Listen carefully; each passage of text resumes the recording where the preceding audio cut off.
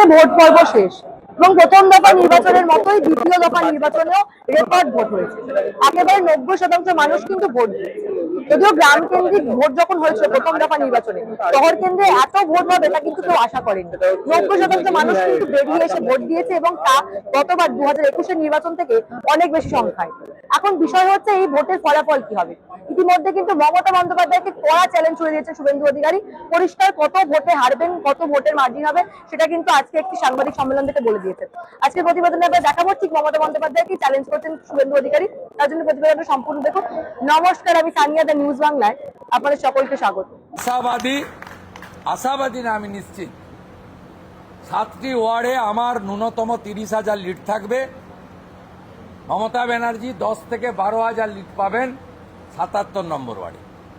ন্যূনতম 20,000 ভোটে এখান থেকে বিজেপি প্রার্থী জিতবেন এবং মমতা ব্যানার্জি দ্বিতীয়বারের জন্য হারবেন এবং কার্যত তাকে রাজনৈতিক বানপ্রস্থে যেতে হবে। দ্বিতীয় দফা নির্বাচনে ভোট হওয়ার পর এখনো পর্যন্ত জানা যাচ্ছে যে রেকর্ড ভোট পড়েছে। প্রায় 90% মানুষ এই দ্বিতীয় দফা নির্বাচনে ভোট দিয়েছেন, যা গতবারের ভোট থেকে অনেক বেশি। 2021-এ আমরা দেখেছিলাম 82% মানুষ ভোট দিয়েছিল, তার মধ্যে 10% মৃত পাওয়া গেছিল এসআইআর এ। অর্থাৎ এবারে যে বহু সংখ্যক মানুষ এসআইআর এর পরে ভোট দিয়েছে তা একেবারেই পরিষ্কার। এবং এই 90% ভোট দেওয়ার পর 90% ভোট হওয়ার পর প্রথম দফার নির্বাচনে আমরা দেখেছিলাম প্রায় 92% কাছাকাছি মানুষ ভোট দিয়েছিল।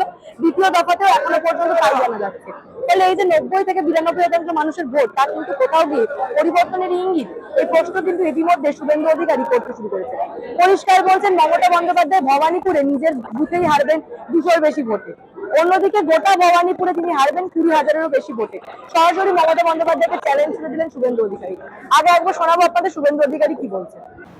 এবং কাউকে ভয় না পেয়ে ক্যামেরার সামনে বলেছেন আমরা পদ্ম ফুলে ভোট দিলাম। আমি কৃতজ্ঞ পুরনো বাঙালি পরিবারগুলির কাছে, বর্ধিষ্ণু পরিবারগুলির কাছে, যারা হরিশ চ্যাটার্জি, হরিশ মুখার্জি স্ট্রিটের এদিক ওদিকে থাকেন। সেই বর্ধিষ্ণু বাঙালি পরিবারগুলি ঢেলে ভারতীয় জনতা পার্টিকে ভোট দিয়েছে। মমতা ব্যানার্জি নিজের বুথে অন্তত 200 ভোটে মিত্র ইনস্টিটিউশনে হারবেন, আমার কথা রেকর্ড করে রাখেন। মমতা ব্যানার্জির পাশের বাড়ির ভদ্র মহিলা আমাকে দুপুরবেলা যখন দেখা হয় মিত্র ইনস্টিটিউশনে, বলে আমি বাড়িতে আজকে পাবদা মাছ করেছি, আপনি খেতে আসুন। এটা আমার সাজানো ড্রামা নয়, অনেক সাংবাদিক বন্ধুর সামনেই তিনি এই মন্তব্য করেছেন।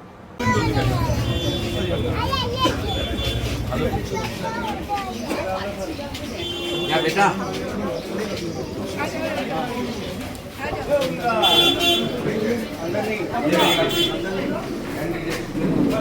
हो गया ना आपका हो गया ना भाई आज যাবে না এখান থেকে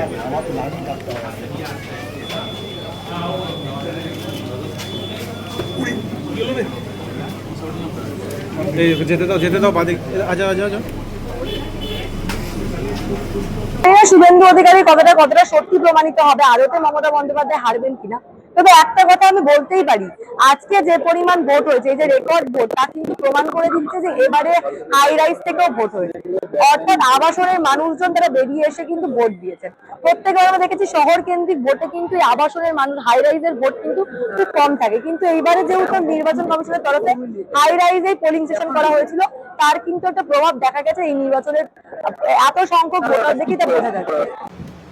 96টা বিজেপির ক্যাম্প হয়েছে ইলেকশন কমিশনের নির্দেশ মেনে। সেখানে 4 জন মানে 2 জন করে রিলিভার তারা বসেছে ভোটারদের সহযোগিতা করার জন্য। লক্ষণীয় বিষয় হল হাউসিং এবং যারা কোনোদিন ভোটদান করেন তারা এবারে ভোট দিয়েছেন। বিগত নির্বাচনগুলিতে 63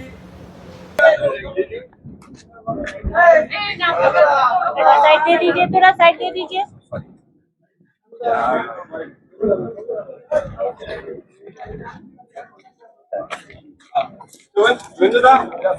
मंदिर मंदिर हुआ है। ममता दीदी कह रही है कि जो है वो डराया धमकाया जा रहा है उनके कार्यकर्ता। অর্থাৎ হাই রাইজের মানুষ বেরিয়ে এসেছেন এবং পরিবর্তনের লক্ষ্যে ভোট দিয়েছেন, তা একদমই পরিষ্কার। এবং সত্যি সত্যি এবারে কিন্তু আমরা একটা ভোটারের সক্রিয়তা দেখেছি। দেখতে প্রথম দফা এবং দ্বিতীয় দফা মিলিয়ে মানুষ যতটা সক্রিয়ভাবে ভোট দিয়েছে, তা আর কোনো নির্বাচনে আমরা দেখতে পাইনি। অবশ্য তার কারণ একদিকে এটাও হতে পারে এবারে শান্তিপূর্ণ ভয়মুক্ত ভোট হয়েছে, অন্যদিকে এসআইআর এর প্রভাবও থাকতে পারে। আবার এটাও হতে পারে শুভেন্দু অধিকারী যেমনটা বলছে যে মানুষ পরিবর্তনের লক্ষ্যেই ভোটটা দিয়েছে, অর্থাৎ পরিবর্তনের জন্য প্রতিনিয়ত মানুষ যে দায়িত্ব পালন করেছেন এবং গণতান্ত্রিক অধিকার প্রয়োগ করে ভোটটা দিয়েছেন। তো আমি জানি না আপনারা এই বিষয় নিয়ে কি ভাবছেন, সত্যি সত্যি আপনারা কি মনে করেন মানুষ কি নিজের গণতান্ত্রিক উপায় ব্যবহার করে কেবলমাত্র পরিবর্তনের লক্ষ্যেই ভোট দিয়েছেন, নাকি এই যে অন্যান্য যে কারণগুলো রয়েছে সেটা সত্যি? এই বিষয় নিয়ে আপনাদের মূল্যবান এবং গুরুত্বপূর্ণ মতামত অবশ্যই এবং জানাবেন নিউজ বাংলা কমেন্ট সেকশনে এবং দেখতে থাকুন নিউজ বাংলা।